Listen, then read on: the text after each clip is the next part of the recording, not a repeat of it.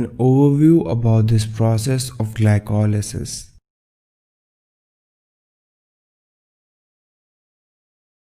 At the end of digestion of carbohydrates, we get simple monosaccharides like glucose, fructose and galactose. Please note at this point of time we have not extracted any energy from these sugars and in fact use energy to digest and absorb them. These sugars then undergo glycolysis, which produces acetyl-CoA.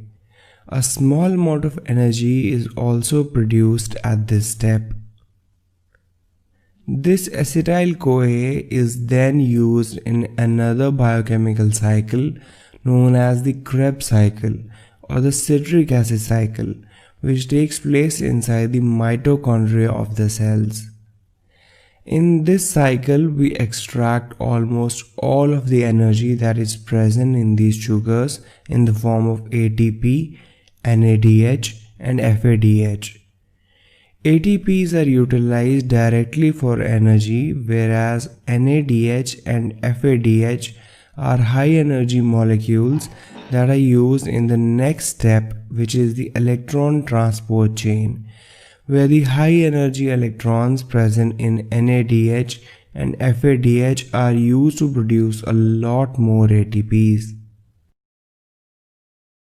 You can check out the videos on Krebs cycle and electron transport chain on our channel to learn more details about them. In this video, we will look at the first phase of carbohydrate metabolism, that is glycolysis, in which glucose, galactose and fructose are converted into pyruvate and then to acetyl-CoA through a series of 10 reactions, and how these reactions produce energy.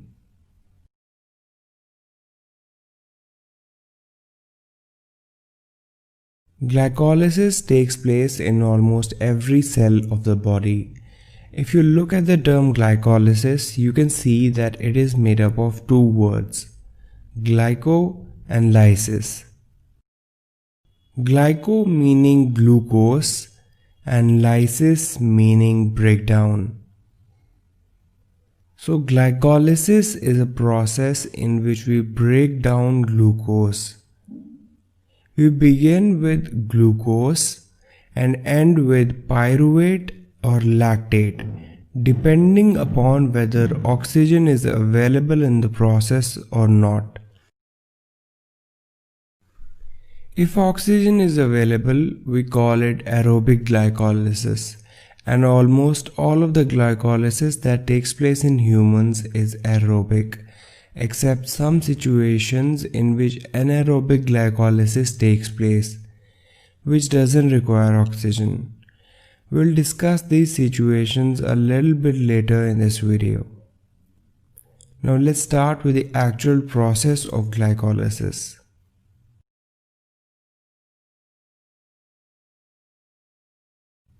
So glucose is transported inside the cells by special protein channels in the membrane of these cells. These channels are of two types, the GLUT receptors and the SGLT transporters. There are different types of GLUT and SGLT channels which are present in different types of the cells in the body, and they behave differently. Also because different types of cells have different requirements for glucose. So glucose is inside the cells. Now what next? Well, the next step is actually very simple and the first step of glycolysis. Glucose which has entered our cells can easily escape outside, and to prevent this, we attach a phosphate group to this glucose molecule to make this a glucose 6-phosphate, since a phosphate group is being attached to this glucose at the 6th carbon. This phosphate is provided by ATP and it gets converted to ADP. This makes the glucose molecule highly polar, and as you know, polar molecules cannot cross the cell membranes easily, so glucose gets trapped inside the cells. This step is irreversible and is performed by the enzyme hexokinase.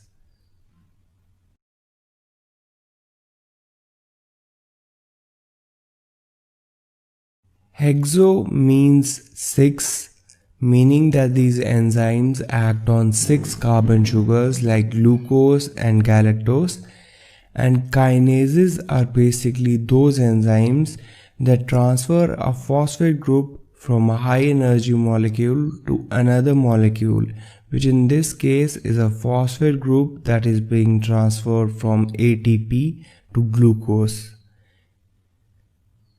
Now, the enzyme hexokinase has 4 subtypes named 1 to 4, and the number 4 is known as glucokinase.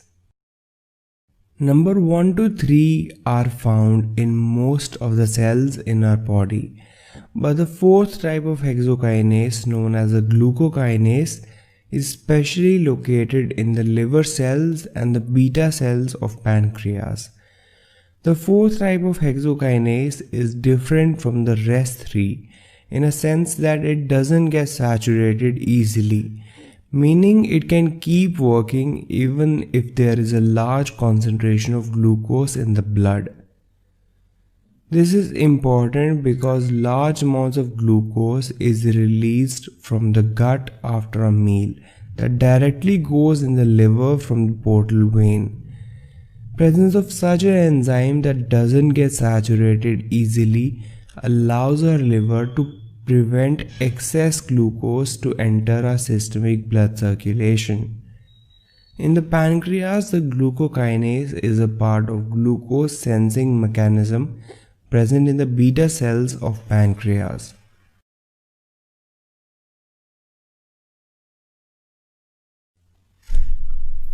Okay, so this was the first step in glycolysis, attaching a phosphate group to the glucose molecule and preventing its escape from the cells.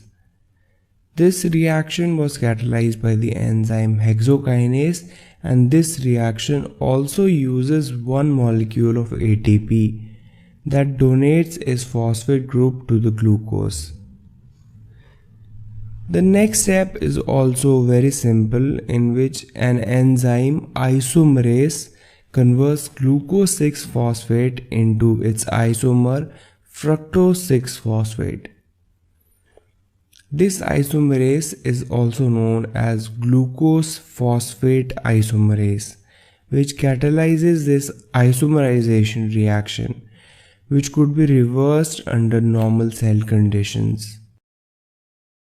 After the formation of fructose 6-phosphate comes a very important step, in which additional phosphate group is attached to the fructose 6-phosphate, making it a fructose 1,6-bisphosphate. Bis stands for 2, indicating that it has 2 phosphate groups now. This addition of another phosphate group is catalyzed by the enzyme phosphofructokinase 1. Again, kinases are those enzymes which transfer a phosphate group from one molecule to another, which in this case is a phosphate group being transferred from ATP to fructose 6-phosphate. The ATP is in turn converted to ADP. So note here that we are actually using energy in this reaction also. This reaction here is very important because of the following 2 reasons. This reaction is irreversible because it is energetically favorable in this direction only. It is also very important in the aspect that it helps in controlling the rate of glycolysis. When our energy stores are low, this increases the AMP levels in the cell. The raised AMP levels in the cell signal the enzyme phosphofructokinase 1 to increase the rate of reaction. And on the contrary, if energy stores are high, meaning we have lots of ATP in our cells, this conversely decreases the rate of reaction so that the reaction proceeds at the rate that is optimal. But there are many other factors that control the rate of this reaction. We will discuss more on the regulation of glycolysis at the end of this video. Now, most of you will be familiar with the ringed and the open structure of glucose. But for those of you who don't, here is an important side note. Up till now, I have denoted glucose with this. This is the ringed structure of glucose. The carbon atoms in this glucose molecule are numbered from 1 to 6, starting with carbon number 1, which is the carbon atom next to the functional group. Now, no need to go into the details of this, but if you open this ringed structure, you get the open chain form of glucose, which looks like this. Again, you can know the numbering on these carbon atoms. Now, for the sake of simplicity, we can just represent glucose by this linear structure, in which we omit the other groups like hydroxyl groups and hydrogen atoms. The carbon atoms in this linear structure will be numbered from 1 to 6 in the similar manner. This is just to simplify the concept of how phosphate groups are attached and removed as we progress through the pathway of glycolysis. Let's proceed further with glycolysis. So we have reached a point in glycolysis where glucose has entered the cell. We have attached one phosphate group to this glucose molecule at the 6th carbon, making it a glucose 6-phosphate. Then we converted it into an isomer known as fructose 6-phosphate, and after that we have attached another phosphate group at the carbon number 1, making it a fructose 1,6-bisphosphate.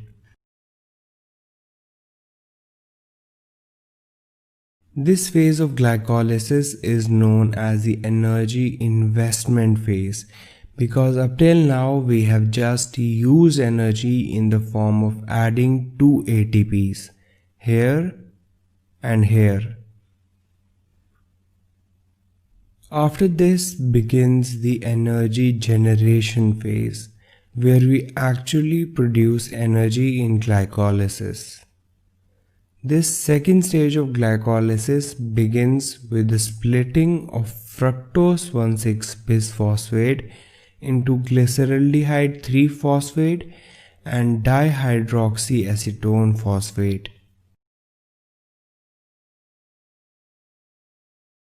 So a 6-carbon fructose is split into two molecules which have 3 carbons each. You can easily remember their names by the mnemonic GAP and DAP. Now this reaction is reversible and it is catalyzed by the enzyme aldolase. Since the reverse reaction of this step, that is the combination of glyceraldehyde 3-phosphate and dihydroxyacetone phosphate, is a type of aldol condensation, this enzyme is known as aldolase. These compounds are isomers and can be readily converted into each other by an isomerase known as triose phosphate isomerase. Again, triose meaning it can act on sugars with 3 carbons only, and isomerase since it is converting one isomer into another. This interconversion is important as only glyceraldehyde 3-phosphate can proceed further with the reactions of glycolysis.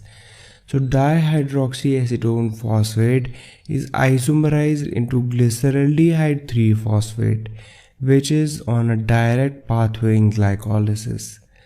This isomerization results in the net production of two molecules of glyceraldehyde 3-phosphate from the cleavage of one molecule of fructose 1,6-bisphosphate. The preceding steps in glycolysis have transformed one molecule of glucose into two molecules of glyceraldehyde 3-phosphate. We now come to a series of steps that harvests some of the energy contained in glyceraldehyde 3-phosphate. For the next reaction of glycolysis, we have the enzyme dehydrogenase, also known as glyceraldehyde 3-phosphate dehydrogenase.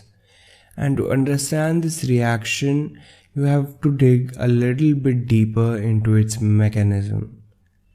Now, as you might know that dehydrogenases are enzymes that catalyze oxidation reduction reactions, meaning these enzymes remove hydrogen, that is why dehydrogenase, and removal of hydrogen is known as oxidation.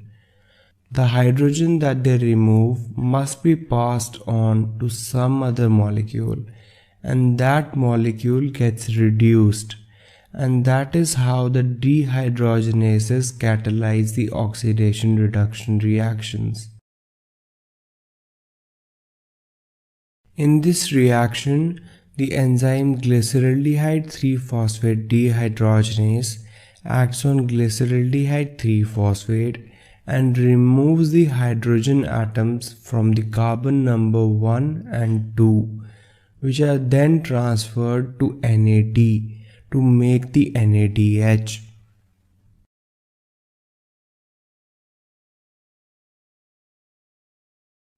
Since water is also involved in this reaction,